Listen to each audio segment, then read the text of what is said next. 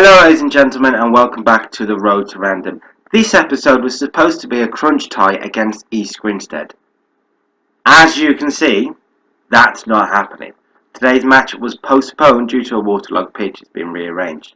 Instead, we get Herne Bay at home. Alright, it's an easier game, a chance for 3 points. Kinda looking forward to a crunch game though, to be honest with you. Back to the league table, and Walton Casuals are back on top. 2-point lead again after a 4-1 win over Hastings. That's some win, that is. They've stuffed third place Hastings. It's helped us out for the gap there, but man, that is some victory. To date, mid-table Herne Bay, as I mentioned, and I'm keeping the same side that destroyed Sittingbourne in the last encounter. We're back to the diamond, 4-4-2 diamond. Hopefully it'll pay off, or Nathan Rooney will be sitting on the bench going, "Why am I not in the squad? What is going on? Let's see if it works." Interesting to know, Walton Casuals are away at Molesley, a relegation candidate, so they should be picking up the 3 points, but if they don't, we have a chance to get the top spot. Also, I'm looking for a bit of revenge here because they actually beat us in the reverse fixture earlier this season. I don't know how actually, because they're not really a great side, but they did beat us, so we were looking for some revenge.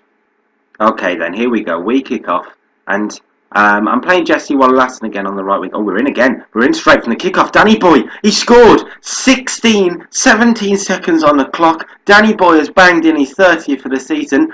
Wow, what a start!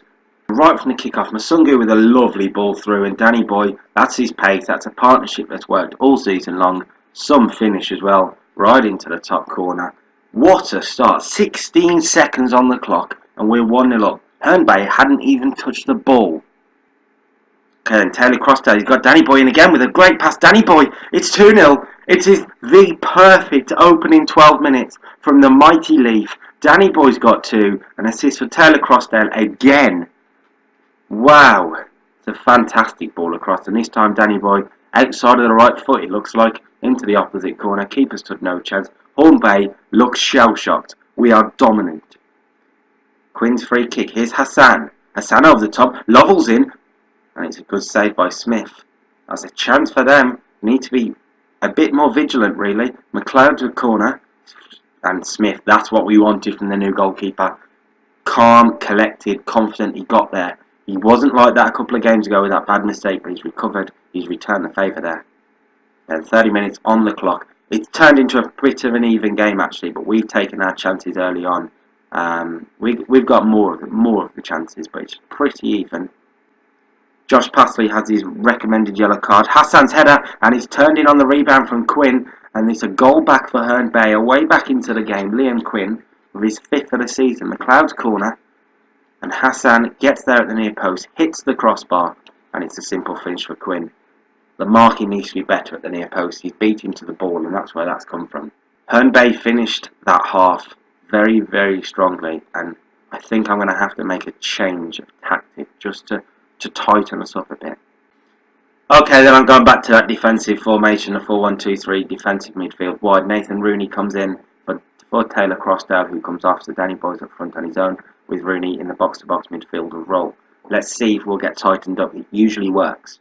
Hastings are beating Godalming by 2-0. They're in third, so they are right on our tails, really. I haven't saw any score for Walton Casuals. We'll see that at the end of the game. The game is literally flying through now thanks to the change in formation. Herne Bay aren't getting much of a sniff, which is exactly what I wanted. I'm going to make some changes. Harry Pace for Tom Brunt. Gerard can move over. And also, I'm going to bring on Joe Sinton for Josh Passley, who's been booked, and I'm worried about him getting a red card. So let's change that up and see if we can hold on to this very valuable 3 points. We're dominating possession again. That's what this tactic does. Really, really a fairly gem of a tactic here, closing out games. It seems to be working again as we enter the final 5 minutes. Is there going to be a highlight? One last chance maybe for them. Into added time. There shouldn't be. There's 10 seconds to go. And if they nick something here, I'll be very, very surprised. 3, 2, 1. There's the full-time whistle. It's a very valuable 3 points for Whiteleaf. We shot away, really, and you could argue that it could have been 3 or 4. But Herne Bay proved a tough test. They came back well, they battled back well, and I'm very, very pleased to come away with a valuable 3 points there. Taking a look at the table, Walton Casual picked up their 3 points too. They beat Maltley by 2-0, so they're still ahead of us by 2 points. But I think what is important to note here is the 7-point gap we've got over Hastings. It was 7 points anyway. Hastings have won today as well, but 7 points over Hastings, and also 13 points over Guernsey. So at this point, I would be very, very shocked if we dropped out of the playoffs. I'm looking up though. The title is in my eyes. 2 points. I really, really, really think we can get that. Okay then, in terms of the next episode, I'm going to play a few games, get ahead in the save. We have got a cup game coming up with Cray, but I'm not going to play that because we are expected to win that, so hopefully we can get through. And we'll come back after a few games and see where we are in the title race with the end of the season fast approaching. As always, if you enjoyed this, why don't you like the video, subscribe to the channel, or drop me a comment. Have any of you guys ever had problems with waterlogged pitches like we did earlier in the episode? Is it a recurring theme down the bottom? Have I got to get used to it? Until next time, from me to you, goodbye.